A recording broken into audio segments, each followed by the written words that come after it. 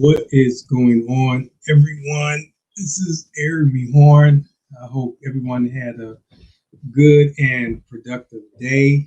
It's the fifth day of the new year, and hopefully, you guys are putting a huge dent in your goals and just handling your business.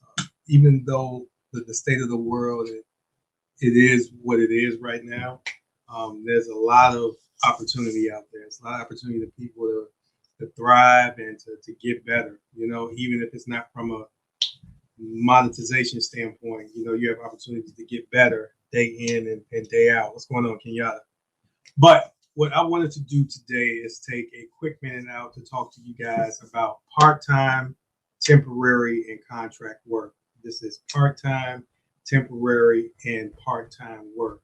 So there's a lot of people that are unemployed right now, or a lot of people that are underemployed, meaning they're getting paid a lot less than what they are worth, in a sense, right? Because a lot of employers right now, since there's a mass amount of people that are looking for jobs, Happy New Year, Kenyatta, looking for jobs, the employers are willing to pay under what they usually pay, right? So people are striving and they're doing any and everything that they can to look for their next opportunity. But a lot of people have the misconception of bypassing part-time work, temporary work, or contract work. So what I'm going to do today is break down the differences in all three, and then also let you know about the overall opportunity with all three. So first, when it comes to part-time work, that's exactly what it means, right? It's part-time work is something that you will do for less than at 30 hours or less than 30 hours. So it's not full-time work. However, when you're going from no hours being, unemployed, or a small amount of hours being underemployed, a maximum of 30 hours is still good. When you're starting to get back on your feet, even though you're looking for something that is full-time and carries benefits and other things. And I'm not knocking that, but sometimes to get to that full-time position, there's stepping stones, okay?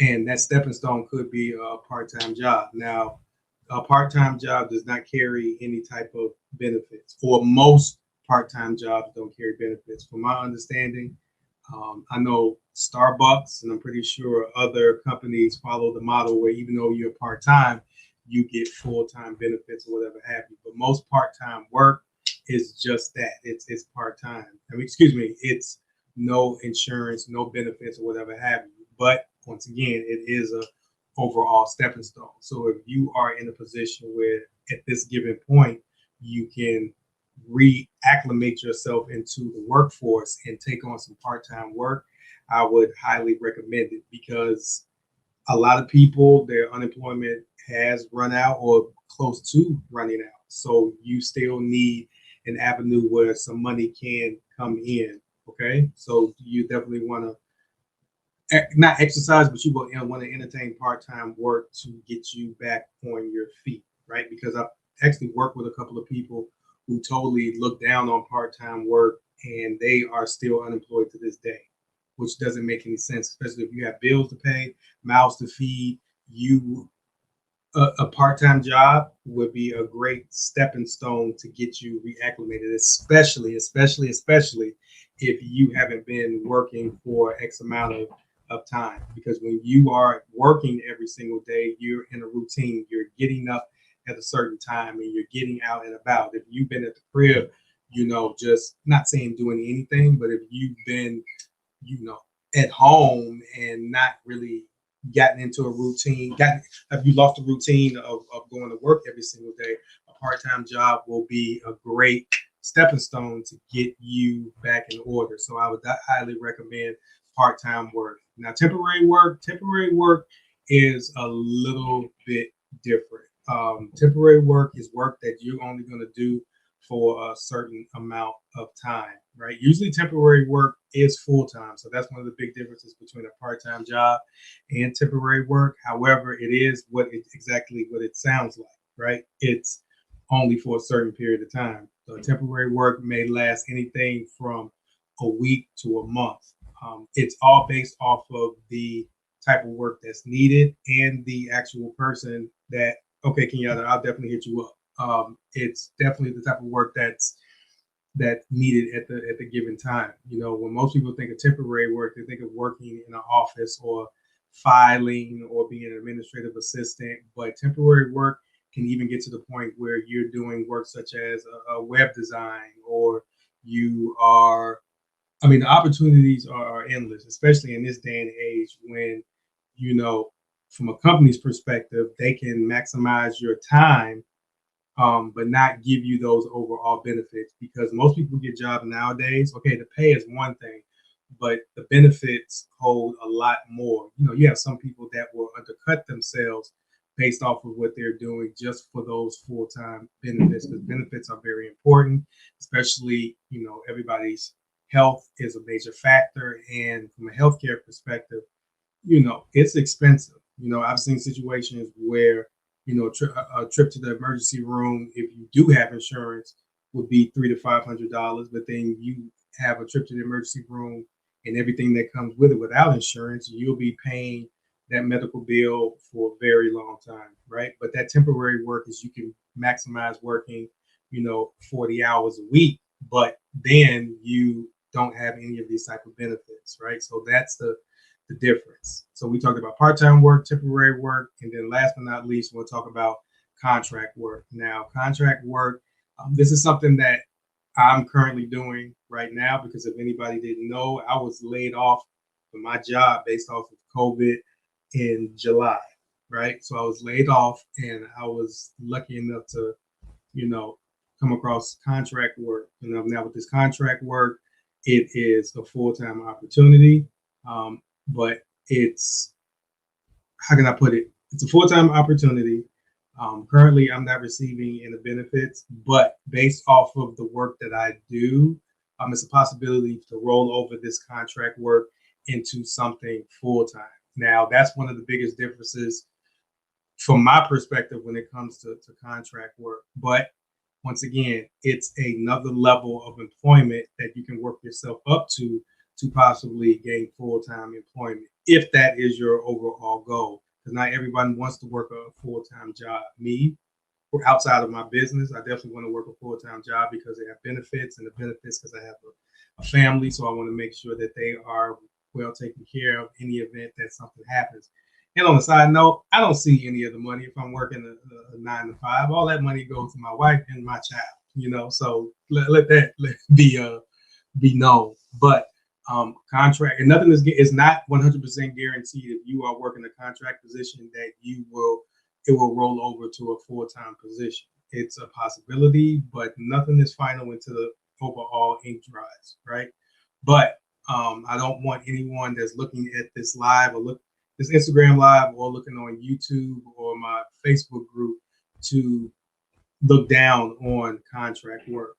In this day and age, you don't want to leave any stone unturned when it comes to overall employment. I've seen a lot of people roll over their contract position into a full-time position, but the bottom line is, they're working, they're eating, and they'll be able to provide for themselves, or even more importantly, their family. So when you are in the process of looking for your next opportunity, understand that your only goal shouldn't be just full-time in employment.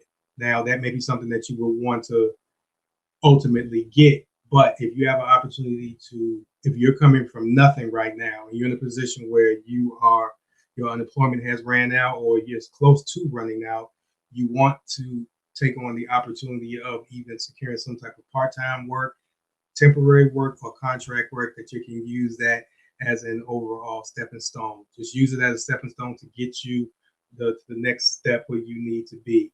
Don't be like a lot of people that I've coached, where they are spending their hard-earned money with me, and I'm in a position of helping them, trying to secure their next opportunity, and they're looking down on a part-time job, a temporary work, or a contract work. You know, you can never get to point A to point B without taking that necessary step. And I really don't care where you come from. Even if you're in a position where you were making $100,000, you're not doing that now based off of you getting laid off. So you want to use these opportunities to treat them like a stepping stone and move in the right direction, right? I didn't want to take up too much of you guys' time. I just wanted to give you that bit of information because I'm pretty sure there's people out there that not working right now that wouldn't even consider the looking for an opportunity from a part-time, a temporary, or contract basis. It's nothing that's 100% permanent, but you can use that again as a stepping stone for you to move in the right direction, right? So if you guys had any other questions, comments, concerns based off of what I talked about today from a part-time, temporary, contract perspective, you can, if you're looking at the Facebook Live or the YouTube Live, you can leave me a comment, or if you're looking at this on Instagram, you can DM me. I also want to take a little bit of time out to let you know about a new program that I'm working on, and actually I launched today. It is a webinar that helps position you to identify opportunities that aren't publicized, whether it be on LinkedIn, whether it be on Career Builder, Monster, or whatever have you. 70 to 80% of jobs that are available right now aren't being publicized. So only 20 to 30% of jobs that are online, those are the majority of the people are fighting for, they're applying for.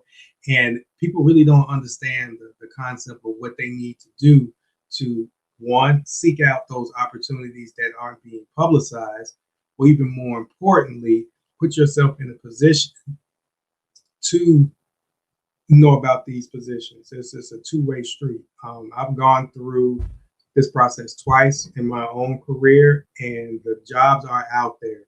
It's just what the majority of people are doing. I'm not saying you're not gonna find your next opportunity, but for one public position, there's at least 300 to 500 people that are applying for these jobs. So if you are in the process of just applying, and you aren't hearing anything back, I have a webinar that can give you some steps to point you in the right direction so you can start to uncover these overall jobs. And if this is something that you are looking for, you will want to go to training.thehiddenjobsmarket.com. Once again, that website is training.thehiddenjobsmarket.com. And if you wanted me to send that to you, shoot me over a DM or a message or leave it in the comments, and I'll be more than happy to, let you know. The next opening for this training would be next Tuesday at 11 a.m. Next Tuesday, which is the 12th, if I'm not mistaken, at 11 a.m. So seating is limited. I highly recommend that you apply. You register for this. This is 100% free. So go to training.thehiddenjobsmarket.com, training.thehiddenjobsmarket with an S.com, and register now. This is Eric B. Horn. I hope you guys have a good evening, and I will talk to you soon. Later.